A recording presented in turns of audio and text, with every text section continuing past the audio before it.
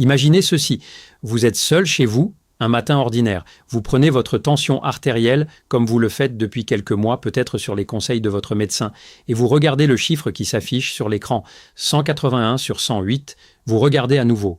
Le même chiffre, votre cœur s'accélère, vos mains se mettent à trembler légèrement, et là, dans ce moment précis, vous ne savez pas exactement ce que vous devez faire. Vous pensez peut-être à vous allonger, peut-être à prendre votre voiture pour aller aux urgences, peut-être à appeler votre fils ou votre voisine, peut-être à prendre une aspirine, parce que vous avez entendu que c'est ce qu'on fait dans les urgences cardiovasculaires. Je vais vous dire quelque chose d'important dès maintenant. Certaines de ces réactions instinctives sont exactement les bonnes, et d'autres pourraient, dans ce moment précis, aggraver la situation de façon significative.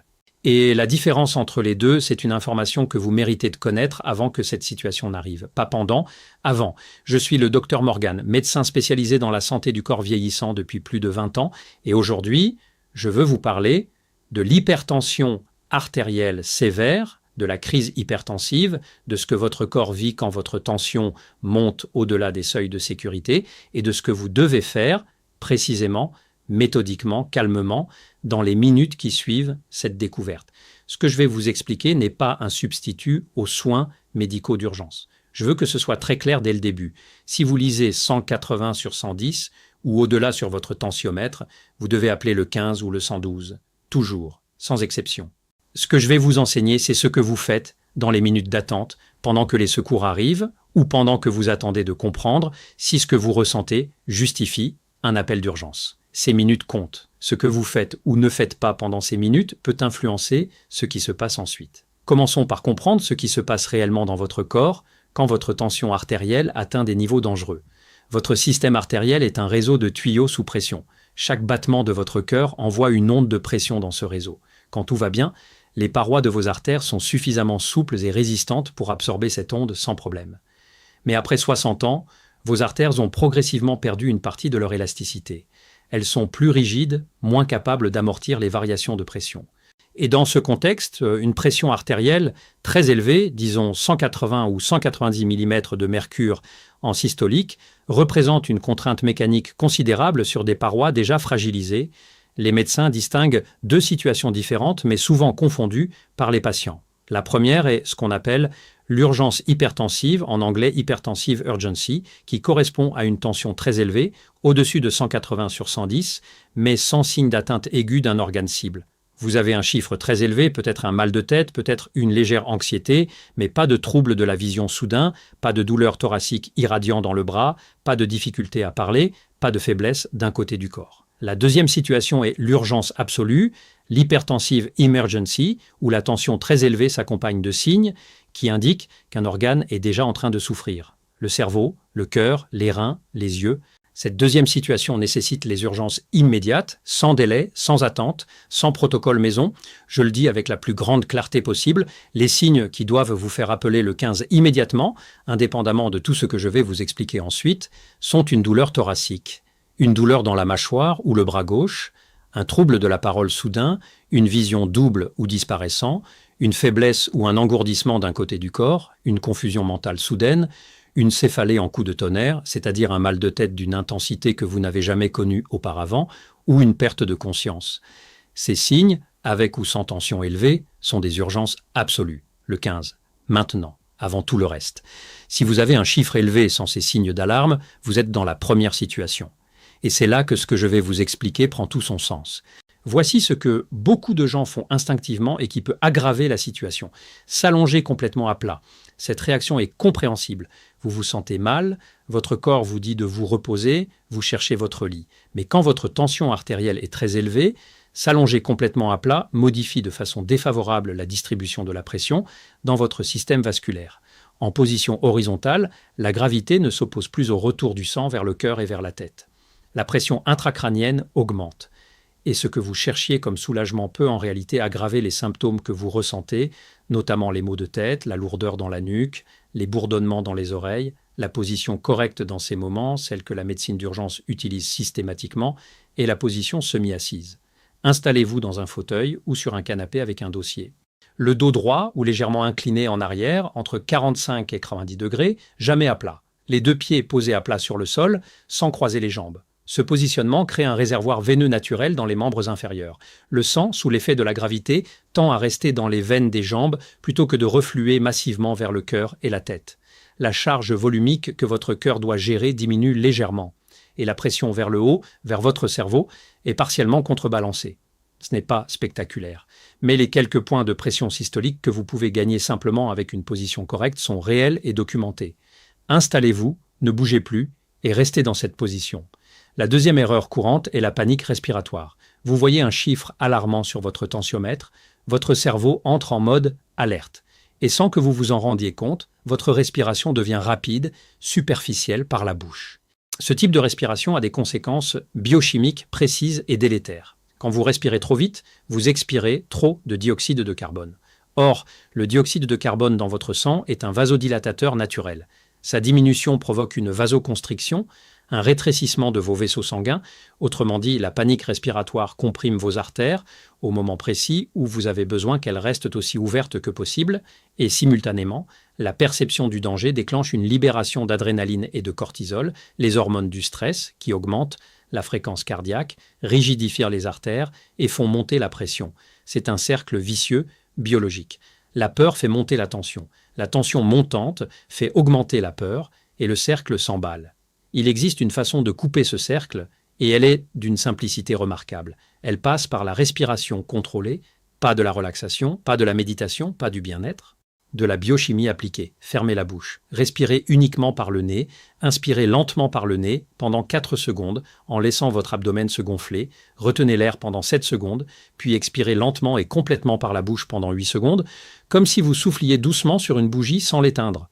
Recommencez 4 à 6 fois, sans interruption. Cette technique a un nom, le 4-7-8, et elle est bien documentée dans la littérature sur la régulation du système nerveux autonome. L'expiration longue stimule le nerf vague, le principal nerf du système parasympathique, qui est votre frein biologique. Il ralentit le cœur, il dilate les vaisseaux, il réduit la libération d'adrénaline. En pratiquant cette respiration, vous activez votre propre système de régulation de la pression artérielle. Vous passez biologiquement d'un mode sympathique d'urgence à un mode parasympathique de récupération. Ne sous-estimez pas cet outil. Dans une crise hypertensive sans signe d'alarme, une respiration correcte peut faire baisser la pression systolique de 10 à 20 points en quelques minutes, selon les profils individuels.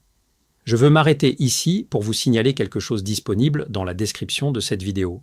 C'est un guide gratuit intitulé « Les 15 erreurs qui détruisent votre santé après 60 ans ». Parmi ces erreurs, plusieurs concernent directement des comportements qui alimentent l'hypertension silencieuse au quotidien, bien avant qu'une crise ne survienne. Ces erreurs sont souvent invisibles, ancrées dans des habitudes de vie que l'on croit inoffensives depuis des années. Ce guide est gratuit. Je vous encourage à le télécharger et à l'utiliser comme outil de prévention. Il est dans la description de cette vidéo. Revenons à notre protocole. Vous êtes assis correctement, vous respirez. Que faire d'autre pendant ces minutes d'attente ? Il existe une technique circulatoire simple, accessible à n'importe qui utilise un principe physiologique fondamental pour redistribuer le volume sanguin depuis votre tête et votre cœur vers votre périphérie. Cette technique repose sur la chaleur. Quand vous appliquez de la chaleur sur vos pieds, les capillaires et les petites veines de vos membres inférieurs se dilatent, ils s'ouvrent, et le sang, qui suit toujours la voie de moindre résistance, tend à affluer vers ces vaisseaux périphériques dilatés. En termes hydrauliques, vous créez un réservoir supplémentaire en périphérie, réduisant ainsi la pression dans les territoires centraux, le cœur et le cerveau. Si quelqu'un peut vous aider, demandez un bassin d'eau chaude, autour de 40 à 42 degrés, pas brûlante, et plongez-y vos pieds pendant 10 à 15 minutes. Si vous êtes seul et que votre état vous le permet sans vous lever brusquement, déplacez-vous lentement et remplissez vous-même ce bassin. Mais ne vous précipitez pas. La lenteur du mouvement est importante. Un lever brusque peut provoquer une hypotension orthostatique, une chute de pression au lever, qui dans ce contexte n'est pas souhaitable. Si vous ne pouvez pas faire un bain de pied, une bouillotte chaude posée sur vos pieds ou vos chevilles produit un effet similaire, moins intense, mais réel. Ce n'est pas un substitut aux soins médicaux, mais c'est une intervention physiologique concrète que vous pouvez appliquer pendant les minutes d'attente pour faciliter le travail de régulation de votre corps. Une précaution importante ici. Si vous avez une neuropathie diabétique, c'est-à-dire une diminution de la sensibilité dans les pieds liée au diabète, soyez très prudent avec l'eau chaude. Votre capacité à percevoir la chaleur est réduite et vous pouvez vous brûler sans le réaliser. Dans ce cas, demandez à quelqu'un de vérifier la température de l'eau ou utilisez un thermomètre. Et si vous avez une insuffisance veineuse sévère ou une artérite des membres inférieurs, parlez à votre médecin avant d'utiliser cette technique en routine. Parlons maintenant de votre cou, parce que c'est un territoire anatomique que peu de gens pensent à intégrer dans la gestion d'une crise hypertensive, et pourtant sa physiologie est directement pertinente. Quand vous êtes sous stress, sous l'effet de la peur ou de la tension émotionnelle, vos muscles cervicaux se contractent involontairement. Les muscles sternocléido-mastoïdiens sur les côtés du cou, le trapèze dans la nuque, se rigidifient et cette rigidité musculaire cervicale a un effet mécanique direct sur la circulation.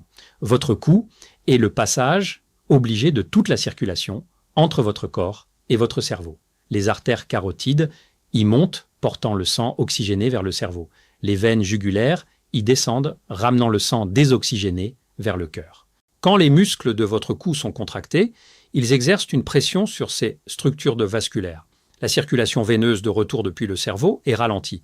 La pression intracrânienne augmente légèrement. Et les maux de tête, la sensation de pression derrière les yeux, le bourdonnement dans les oreilles, tous ces symptômes que vous ressentez peut-être en ce moment, s'aggravent.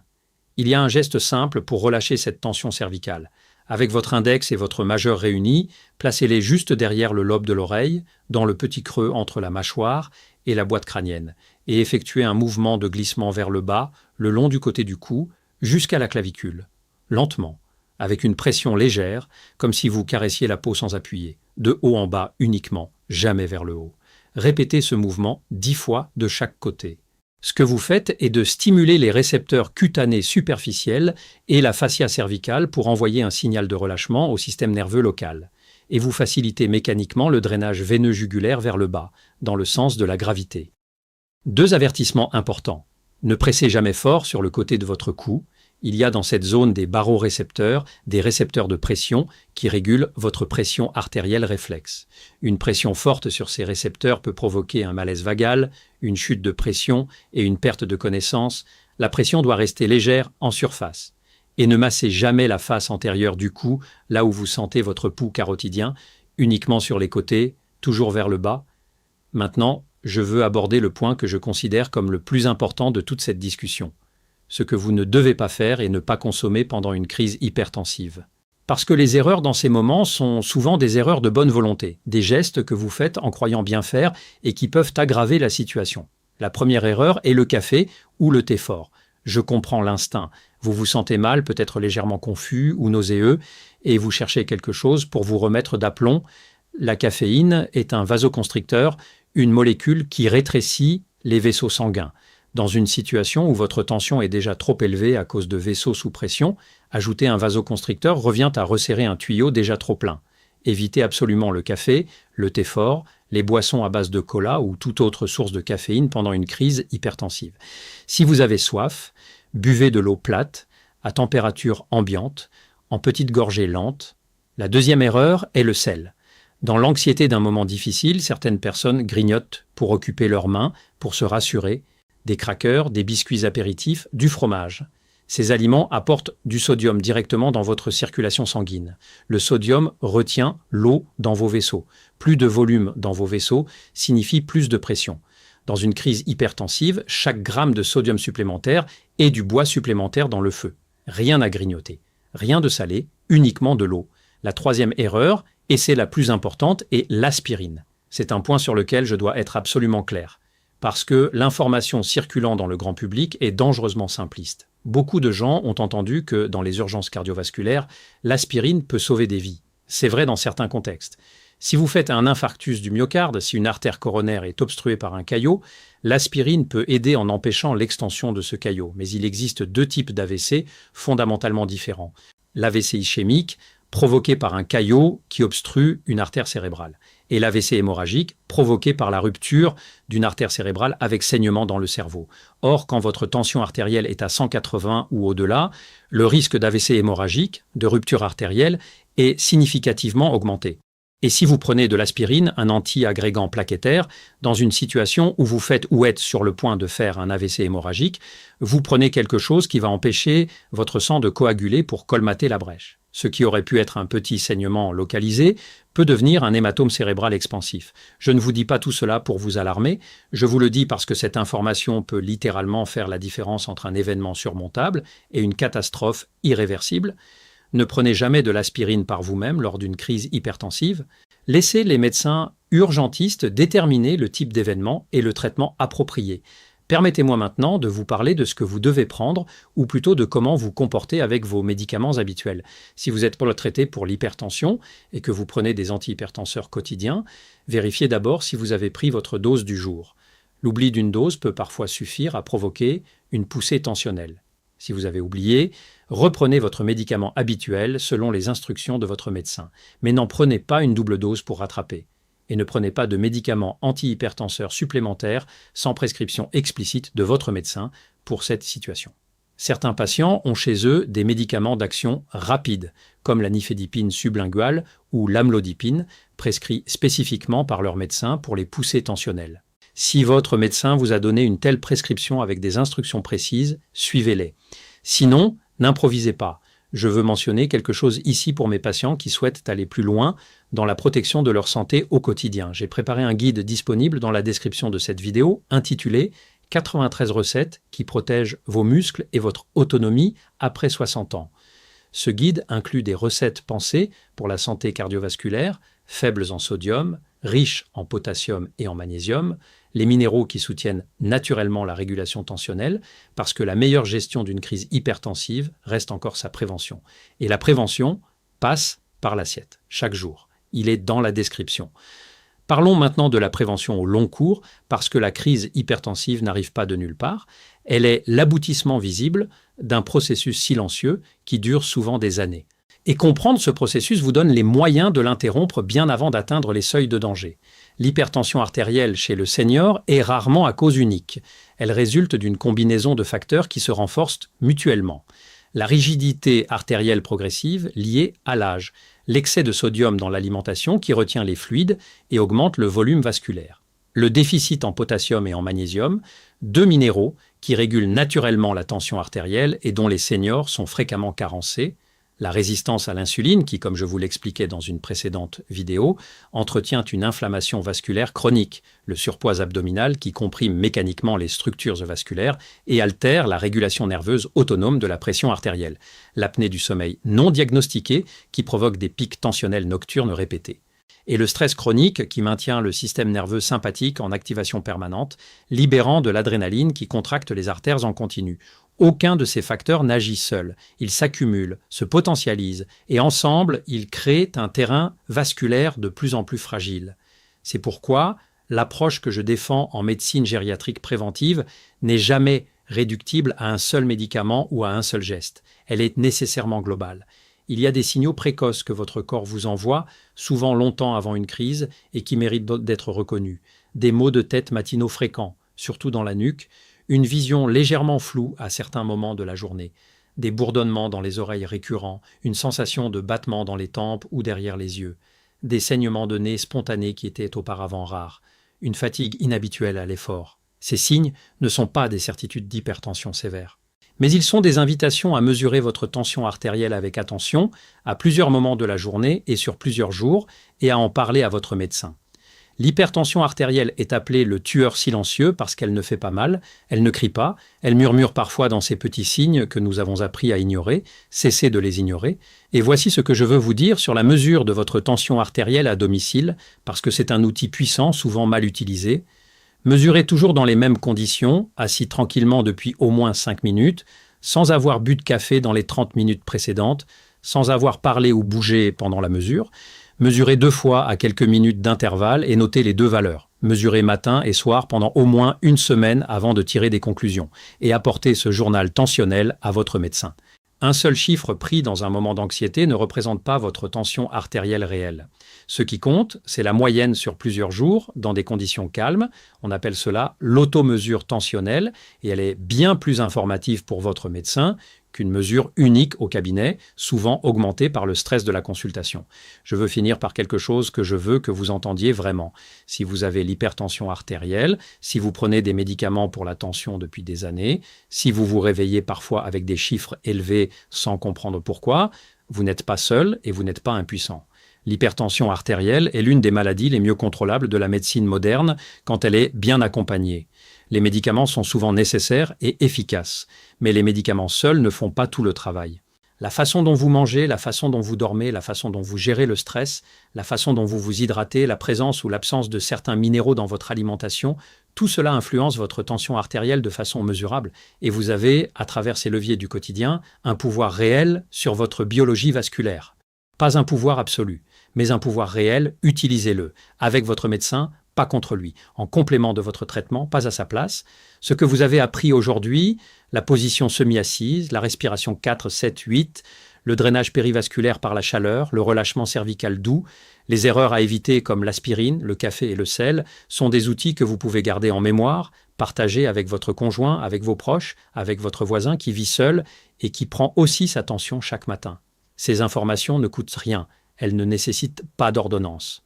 Et elles peuvent, dans les minutes critiques d'une poussée hypertensive, faire une différence réelle pendant l'attente des secours. Je suis le docteur Morgan. Prenez soin de votre cœur, il bat pour vous depuis 60, 70, peut-être 80 ans. Donnez-lui les meilleures conditions pour continuer.